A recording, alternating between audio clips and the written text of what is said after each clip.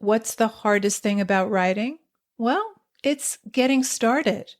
Maybe you're having a hard time coming up with a story idea, or you're stuck on where to take your story next.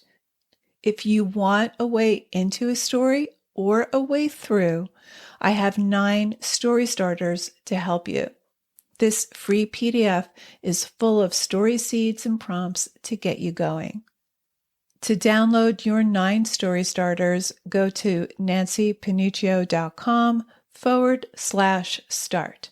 That's Nancy with an I, Panuccio with 2 C's, nancypanuccio.com/start. Now, there's nothing wrong with having high standards in your writing. You should, but perfectionism is the lowest standard there is because it doesn't exist. It will never be perfect. It will only be the best you can make it right now. And where you are right now is exactly where you need to be.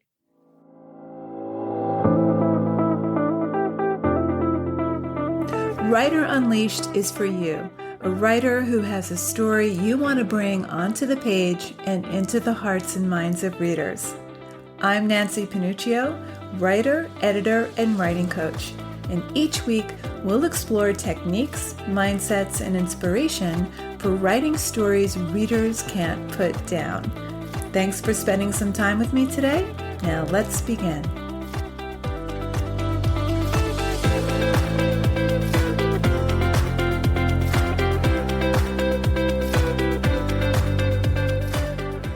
A writer asks, how do you tell the difference between genuinely bad writing and writing that's actually good, but you think it's bad because you're overly perfectionistic? I hear versions of this question all the time. How do you manage not liking what you write because you know you can do better, and so you end up not writing anything? Or you abandon your dreams of becoming an author because you reread your work and you hate it all and you believe you're not good enough. Well, that's the story you're telling yourself, and it ends today. So let's unwrap this.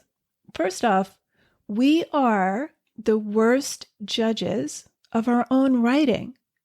And look, I'm a perfectionist, so there's always a point whether I'm about to hit publish on the email I send, or I'm about to read a story at a public event or submit something. Anytime I'm putting my work out there, I get micro-critical before I hit send. I start second-guessing everything I write.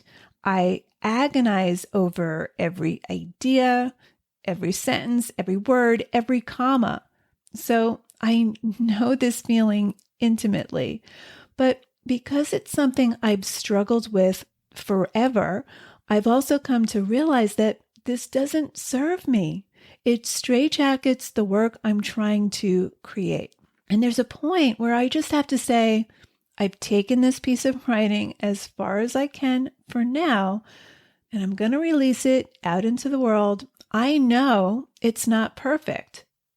And if it's not well received, or if it's rejected, if my audience doesn't like it or has some feedback that doesn't necessarily feel good to me, well, I'm going to learn from it. I'll take what's useful and I'll discard the rest. But I'm going to use that feedback to get better, to get closer to what I intended to write. Now, perfectionism all comes down to this feeling that we're not good enough. So we're worried about pleasing other people or not offending them or turning them off. So perfectionism is just fear. It's fear that we're not good enough. But perfectionism is also a form of procrastination. Now, there's a team of psychology professors who research procrastination, and one of the researchers, Dr. Pitchell, says this: procrastination is an emotion regulation problem, not a time management problem. And his colleague, Dr. Siroy, says procrastination is about being more focused on the immediate urgency of managing negative moods than getting on with the task. So it's about managing negative moods. Now, there's nothing wrong with having high standards in your writing. You should. But perfectionism is the lowest standard there is because it doesn't exist. It will never be perfect. It will only be the best you can make it right now.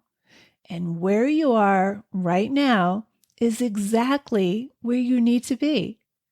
Your writing won't get worse by keeping at it.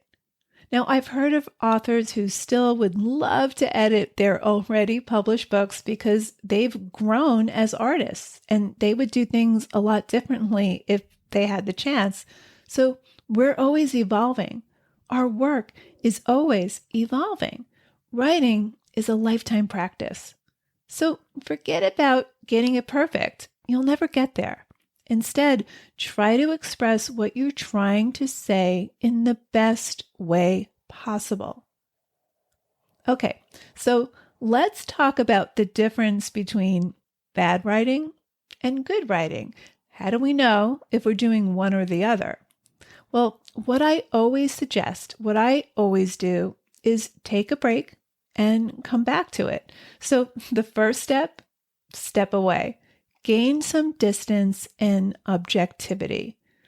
There's always a point when we're too close to the work where we start to loathe everything we've written. So you enjoyed the writing stage itself, but when you read it back, you feel it's just trash.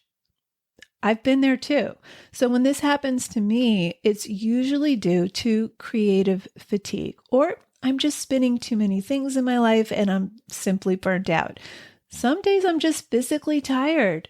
So whenever I start to hate my own writing, there's some type of fatigue that's creeping in. And I know I can't do good by my writing, so I take a break. I do the dishes, I put on my sneakers and go for a long walk. I lay down, I get out of my office, and I get some distance. I rest and reset. And usually I'll go back to the writing either later that day or the next morning when I'm fresh. Sometimes I'll even wait a few days or more. I want to come back to the work with objectivity. This lets me step back and read it as a reader coming to it for the first time would encounter it on the page. So this way I'm able to see what's actually good about it and really value what's good about it and recognize it and see what's not so great about it. So when you hate what you're writing, when perfectionism is hijacking your work, take a rest from it. Don't quit. Rest. Then come back to it with a clear head, with more distance. Read over your work again with more objectivity. Trust your instincts here. Where do you feel moved by the writing?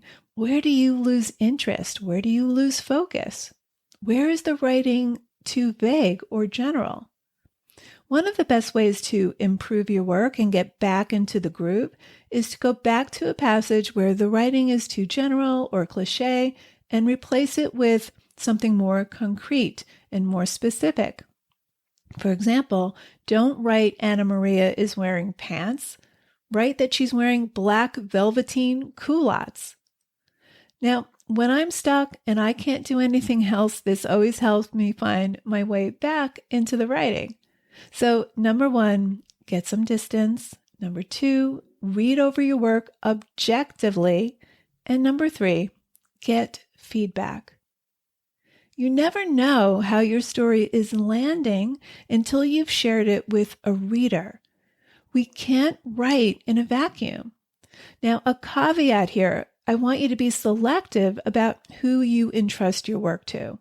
I did a whole episode on writing groups, episode 20, 4 ways your writing group is holding you back and what to look for in your next writing tribe.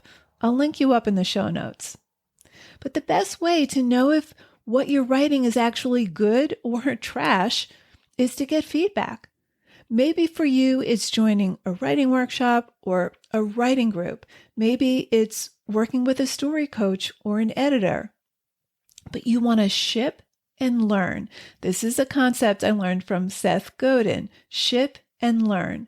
Shipping is the beginning of a process. It's not the end. It's primarily about learning. So sending your work out for feedback, it's the beginning of the process. It's all about learning. It's about experimentation. This is what's working in my story. This is what's not. Now, how can I do more of what's working and do it even better?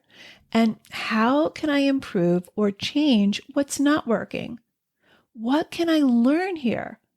Now, Ira Glass talks about the gap between your good taste, your high standards, and what's showing up on the page right now in this moment. Your work is a living, breathing thing that's constantly evolving. Maybe it's not that good yet. It's trying to be, and it has potential, but it's your good taste, your high standards that is actually disappointing you. Now, most writers never get past this stage. They quit. So instead of closing the gap, they fall through it. But the writers who are doing the best work, the ones who publish, they went through years of playing in the gap between their vision of the story and where it was at every stage of the process. Every new piece of writing encounters this gap, and it doesn't matter how experienced you are or how many books you've published, there will always be that gap between your vision of the story and where it is now at this particular moment. It's perfectly normal. That's just part of the process. The only way to close that gap is to do the work.